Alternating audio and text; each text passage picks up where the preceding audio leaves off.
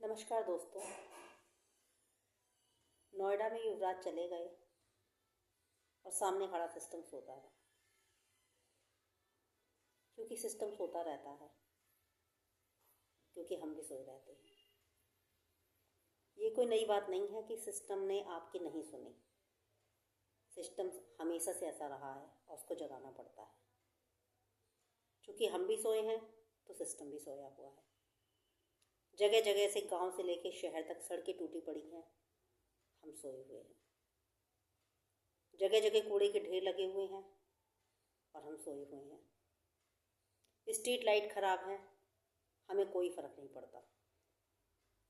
प्रदूषण का स्तर दिन पर दिन बढ़ता जा रहा है, हमें कोई परवाह नहीं है,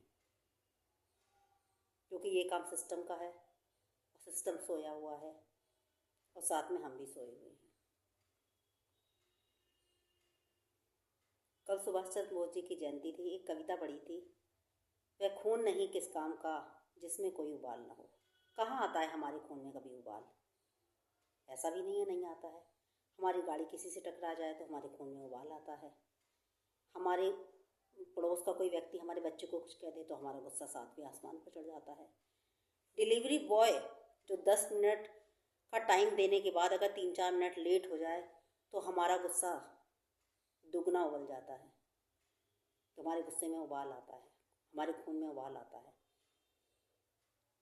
लेकिन अगर सिस्टम सोया हुआ है तो उसे जगाने के लिए हमारे खून में कभी उबाल नहीं आता, क्योंकि हमें फुर्सत ही नहीं है, हमारे पास टाइम ही नहीं है। हमें नौकरी करनी है, टाइम से सैलरी चाहिए, बच्चा अच्छे स्कूल में पढ़ लिया, घर के सारे काम हो गए, समय से सैलरी आ गई, और हमें क्या चाहिए? क्योंकि हमारा परिवार खुश है तो हम खुश हैं। हमें क्या मतलब समाज और देश में क्या हो रहा है, क्योंकि ये काम सिस्टम का है और सिस्टम सोया हुआ है। गांधी जी ने कहा था कि हफ्ते में एक दिन श्रमदान कीजिए, देश के लिए, अपने लिए, अपने आसपास के लोगों को मिलकर कुछ काम कीजिए। लाल बहादुर शास्त्री जी ने भी कहा था कि एक दिन का व्रत रखिए, अनाज बचेगा, उससे देश के गरीबों को हम भरपेट भोजन दे पाएंगे। वो सोचते थे समाज के बारे में, देश के बारे में, लेकिन हम कहाँ सोचते हैं। सैटरडे संडे की छुट्टी होती है तो हमारे पास टाइम नहीं होता, क्योंकि हमें फैमिली को देखना है, घुमाना है। समाज के लिए कहाँ काम करने की हमारे पास फुर्सत है? ना हम खुद जागते हैं, ना सिस्टम जागता है। सिस्टम सोने की कोई नई कहानी नहीं है। अगर आप गाजियाबाद में देखेंगे तो यहाँ आपको बहुत सारे उदाहरण मिल जाएंगे। युवराज डूब गए, इस मुद्दे पे हम बात नहीं करेंगे, क्योंकि युवराज डूब चुके हैं और यह बात सबको पता है वो कैसे डूबे। लेकिन मेन मुद्दा क्या है कि मॉल का वो बेसमेंट जिसमें पानी भरा हुआ था, जिसमें सालों से काम रुका हुआ था, उसका पानी निकाला जा सकता था।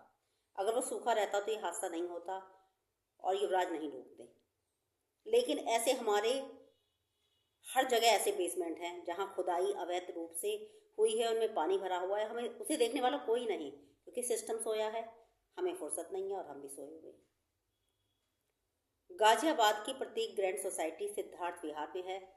बारिश होने पर हर साल इसके बेसमेंट में पानी भर जाता है।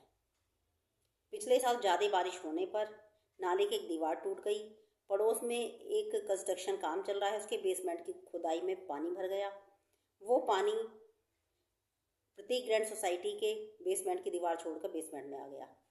1 हफ्ते तक पानी भरा रहा, सिस्टम सोया रहा।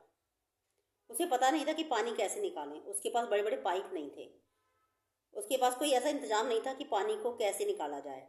एनडीआरएफ के पास कोई ऐसा पाइप नहीं था।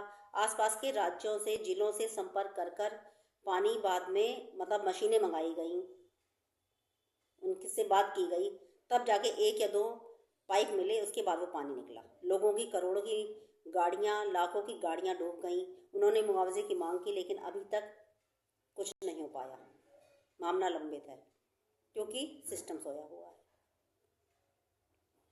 राजनगर एक्सटेंशन की रेड एप्पल सोसाइटी कानूनी पचड़े की वजह से पिछले काफ़ी दिनों से काम बंद है, लेकिन उसके बेसमेंट में हमेशा पानी भर जाता है।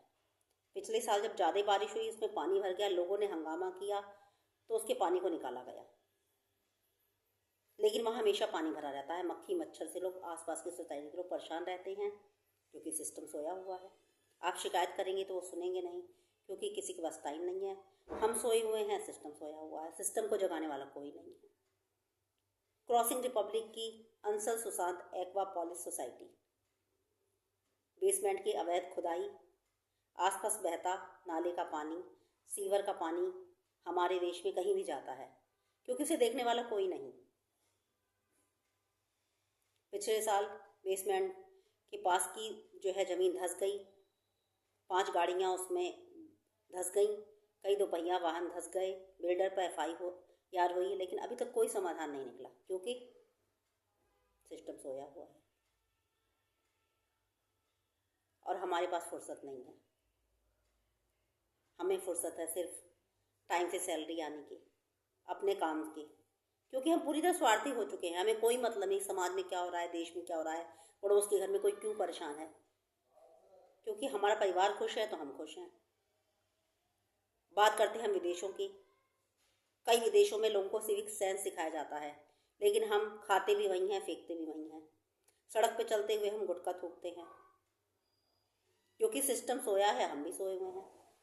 हमें कोई फ़र्क नहीं पड़ता कि हम कैसे सुधरेंगे, हमें कैसे जगाना है सिस्टम को, हमें कुछ पता नहीं है। अगर आपको मेरी बात बुरी लगी हो तो मैं माफ़ी चाहती हूँ, क्योंकि मैं भी इसी सिस्टम का एक हिस्सा हूँ।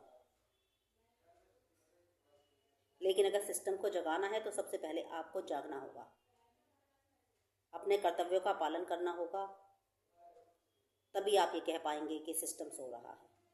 क्योंकि सिस्टम तो सो रहा है, लेकिन आप भी सो रहे हैं और आप भी उतने ही गुनहगार हैं जितना ये सिस्टम है। धन्यवाद।